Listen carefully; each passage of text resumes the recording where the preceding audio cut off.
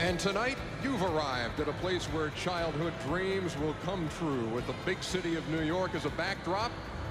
With the first pick in the 1996 NBA Draft, the Philadelphia 76ers select... Check it. I'm gonna take you on a little field trip back in time. Yeah, and in this era, a lot of obstacles had to be overcome just to get to your destination. And my destination was the NBA. See, I wanted to be with the ballers and the shot callers. So I teamed up with Wassup Sal, 2K Sports to share my journey about making the NBA in the 1990s. See, my story begins way back in the 1970s, in Detroit, Michigan. Yeah, Motown, a city that everybody wanted to move to at one point. Detroit once was called the City Beautiful. Well, times got hard, and in the 70s, whether it was drugs, alcohol, or poverty, the city took a dark turn as it quickly became one of the most dangerous cities in the USA, making it the murder capital. And with the danger arising, the mayor had to step in and try to appoint new laws, new regulation, new safety. None of that seemed to work. But thankfully, my father, Robert Cole, was a straight up guy. See, my dad worked as a mechanic basically all his life. And in his 20s, he was working so hard to save up enough money, he opened his own car shop. He became the go-to guy, the man of Motown. But what's a man without a woman on his side? And that's when my mom steps in, Sheila. And when Sheila met my dad, it became a power couple around the city.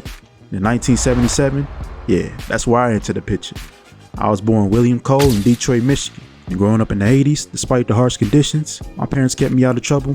My dad even saved up enough to take me to the Pistons games to watch Isaiah Thomas. So much so that I just knew basketball was my dream. And as I got older, I made it a point to stay straight up in school, keep my grades up, so I could have my dreams complete and making it to the NBA one day. And in high school and around the neighborhood, everybody knew when she saw my red bucket hat, I was getting to it. And after winning Homecoming King during my senior year of high school, I decided I would announce my college decision, where I'll be accepting a full ride to the University of Kansas in 1995. Man, I remember this day like it was yesterday. November 1995, my college debut for the Kansas Jayhawks.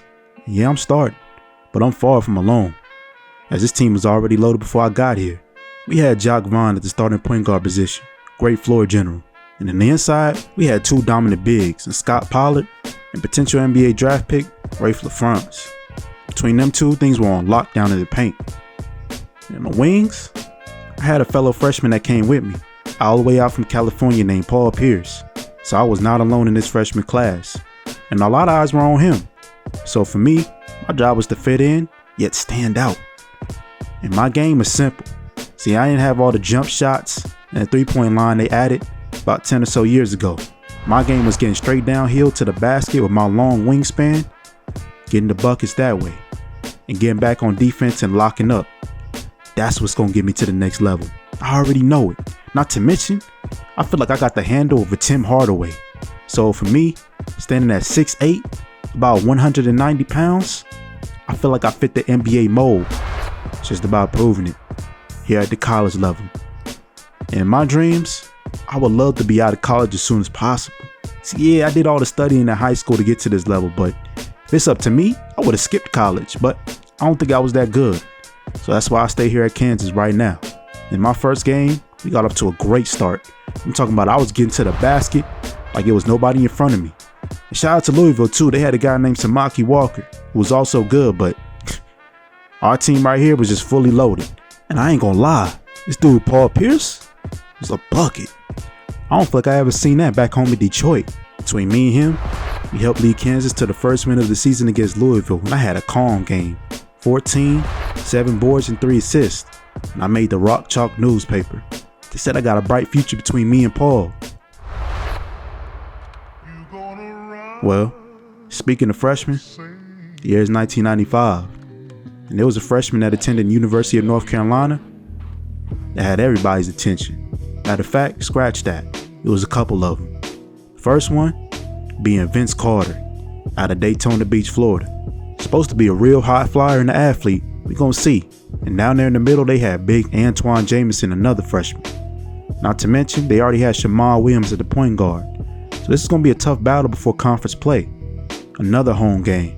So we're gonna need the crowd turn up for us. And for me, well, My job was gonna be simple this game. I got Vince, and Vince got me, mano y mano. And early on, I established my presence by pulling up for a mid-range shot, and while it looked definitely ugly, it went in. That's all that matters, right? They don't give you extra points for being pretty. And on the defensive side of the ball, this is where I knew I was gonna make my bread butter, where the cream was gonna rise to the top, where the scouts was gonna write down in their notebooks. Is when I had Vince Carter scratching his head, pounding the ball, burning the shot clock, and throwing up a bad shot. And I grabbed the board too. And on offense, if it wasn't me or the other guys, it was definitely Paul. Between us two freshmen, shoot, we looked like the better two on the court tonight. Let me slow down. Definitely nothing was perfect this game, as Vince not only defended me, but he pulled up for a mid-range in transition and buried it. And I ain't gonna lie to y'all, Vince might have had this offensive thing on a lockdown. But for me, I had to keep the game simple. Get to the basket, cut through the open lanes, and focus on defense. And I ain't gonna lie to y'all, y'all would have thought I had a bounty on Vince Carter the way I was locking him down. And for the offensive side, I just ran off screens and trusted my mid-range shot. Miss or make. Listen, you can't get better without trying. But I figured in my second game, why not give it a shot and work out the kinks early. Speaking of kinks, man, I had this dude Vince Carter missing and bricking, and I knew he wasn't scoring on me at all. The one position I didn't get back in transition, he took it out on Jock Vaughn as he put him right underneath the basket and in the rim. And I ain't gonna lie to y'all, I might believe everything they saying about this kid. But listen, it's a team sport, and for my team, we were looking like a well-oiled machine. As late in the second half, we took a 23-point lead on him, dropping 80 on him with 5 minutes left. But hey, don't tell Vince that, cause my mans was getting buckets till the buzzer went off.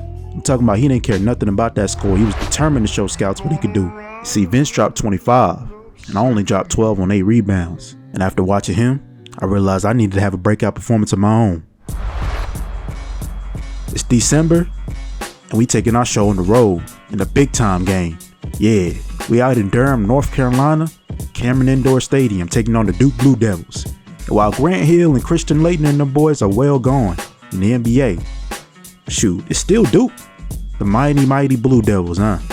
For me, I was just itching to have a breakout performance. Up to this point, I barely could scratch 15 points, which is cool. But I wanted to showcase all I could do on the court. I mean, at this point, everybody knows I can cut to the basket and get an easy layup. Cool, there's 1,000 guys that could do that. But who could do extra? Who could do more? And early on, it was looking like Paul Pierce was that guy. I'm talking about my mans could get a mid-range shot like it was nothing. And a little part of me became a little jealous. Like, coach was calling up plays for him just to ISO. Like, bro was a freshman getting his own shot. Even if he missed, he would get it right back and get another bucket. And that's stuff I feel like I need to be doing too. I mean, I get it. We both trying to go to the next level, right? So I decided whenever I got the ball, I was going to be more aggressive, attacking off the dribble. Hey, between me and Paul, we were taking turns running through Duke early on in this game. See, Paul was getting up shots as soon as he touched it. I ain't gonna lie, he had the hot end early, so I had to feed him, according to coach. As soon as he touched the rock, he was in goal mode. I'm talking about post fadeaways, butter. And early on in the first half, we only had a 5-point lead as Duke was hanging on tight. So out in the second half, I decided to scratch whatever coach was talking about. Let me get to my buckets. Let me get my shine. This might be the biggest game of the season. So we're barely having a couple points on the board. I get to the free throw line and first shot, it's extremely off. There goes another point of emphasis I need to work on. And I made the second one. That may have gave me a little momentum boost as I grabbed the rebound, get all the way down the court, spin off, and get an easy layup. And after that, I felt myself getting hyped. Felt my energy rising. As I took the ball from the corner, rose up with my left hand, and yammed it right all over the Duke defender. Man, when I was in the air, I felt like Clyde Drexler. Shoot, Dominique Wilkins. I got up so high, I could have kissed the rim. And after that dunk, I felt like nobody on this court could check me. I'm talking about I did an unnecessary spin move down the lane and laid it up and got the and one. I ain't gonna lie, I was a little gassed. I ain't never went this hard in a college game yet. But I already had 17 points on efficient shooting, and I'm clearly having my best night yet. So I gotta keep it going. So I get to the free throw line so you can try to complete my and one. And something in my head told me, maybe I need to showcase see what all I can do on this court. So I even tried to get my mid-range going at the end of this game. Big mistake. I started breaking, ruined my field goal percentage a little bit. So I had to get it back by getting easy dunks and layups. And I did end up finishing the game with 21, not to mention 11 boards, and I still found a way to get 3 assists too. And after the game, I made the Rock Chalk newspaper again. As the media and the scouts are starting to take notice. There was a guy out there that was doing it way better than me as a sophomore. Listen, we back home in Kansas again, yes. This time, playing the Georgetown Hoyas, who were featuring arguably one of the best players in the nation already as a sophomore at the point guard position. And while it wasn't my duty, shoot, as long as all 5 of us on the court, all eyes was gonna be on AI, Allen Iverson. Yeah, this kid went through a lot already. A lot of allegations, nobody knows what's true or not. But all I do know is, on the court, he's one of the best guards that I've ever seen with my own eyes. Tonight, it was time for us to check up. And for Jock Vaughn, he got caught in the daydream watching AI spam dribble moves that we never seen before. Thankfully enough, I came over for the help. But as for me, this game was continuously trying to show off my skill set. Hey, AI might already be stamped. It's potentially the #1 pick in the upcoming draft if he decides to leave. But for me, I'm trying to get my name up there too. This draft is supposed to be loaded. And me and Paul, well, we got something to say about that. And early on in this game, we had AI in check. Listen, that man AI was probably used to getting to the basket on his own terms, shooting over everybody. But tonight, Kansas, yeah, we were dominating. I don't think I told y'all, but we ranked the #5 team in the country coming into this game. And as for Georgetown, but they were #3. So this game was prime time television. And I made sure I put my stamp on it, that nobody on Georgetown could check me. At this point in the season, I became comfortable with who I am. A rim attacker, a decent passer, and a finisher. Not to mention, I'm quite the defender. With all the scouts here to see AI, I'm pretty sure a lot of them were left taking notes about me too. And Allen Iverson, he did finish the game with about 30 points. I ain't even gonna lie to you guys. That boy was tough. My team had control the whole way through.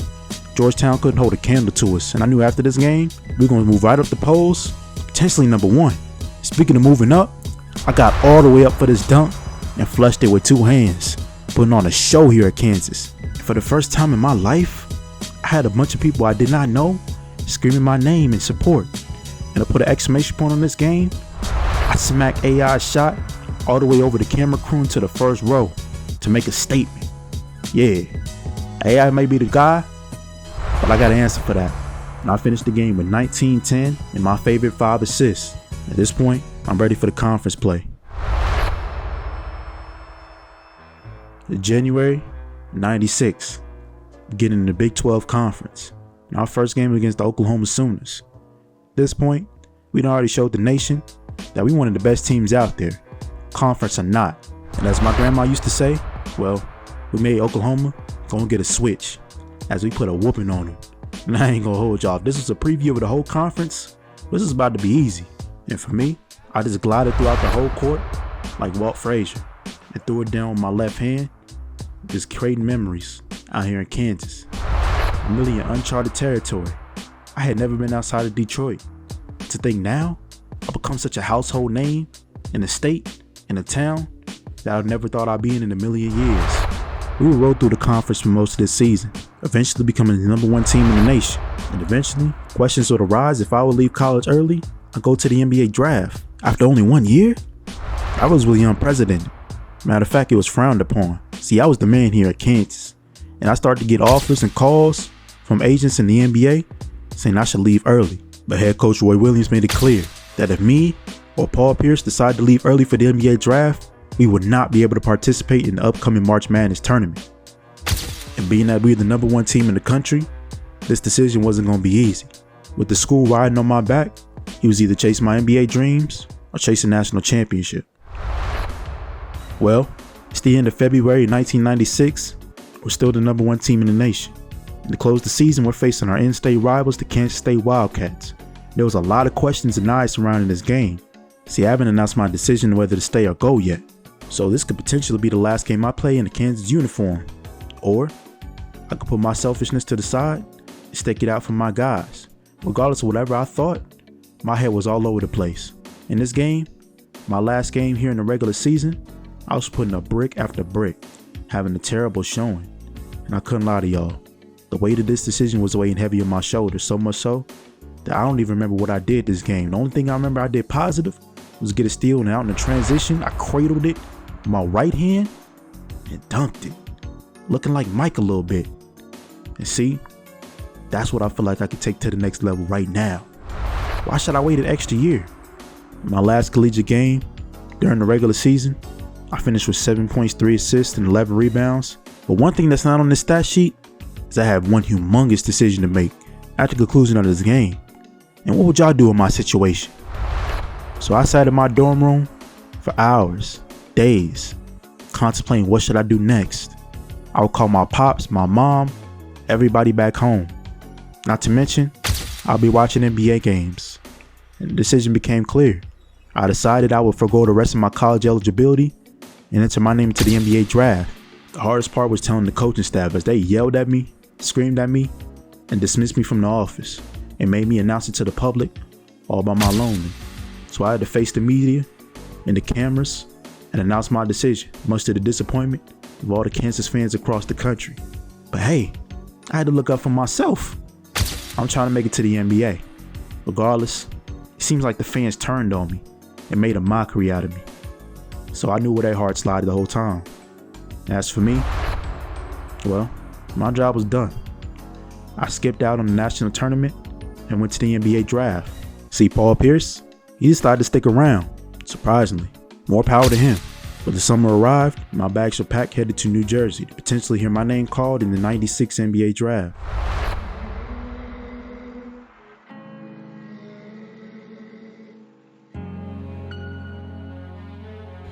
With the first pick in the 1996 NBA draft, the Philadelphia 76ers select Allen Iverson from Georgetown University. Obviously, I knew I wasn't going number one, but I ain't gonna lie. Seeing all the guys get off the board early on kind of made my stomach squeal a little bit. See, before the draft, I was promised to be the lottery pick, but as the lottery was progressing, it seemed like them dreams was fading. Then I got a call from the Charlotte Hornets saying that if they got the pick, then they'd get me. And the Charlotte Hornets indeed had the number 13 pick in the NBA draft. So hey, here's my time. With the 13th pick in the 1996 NBA draft, the Charlotte Hornets select Kobe Bryant from Lower Merion High School in Pennsylvania. Every place that he worked out, nothing but praise. No one talking about any shortness or a weakness in his game. Wow. After the Hornets promised that they would take me number 13, they went ahead and selected this kid named Kobe Bryant out of high school.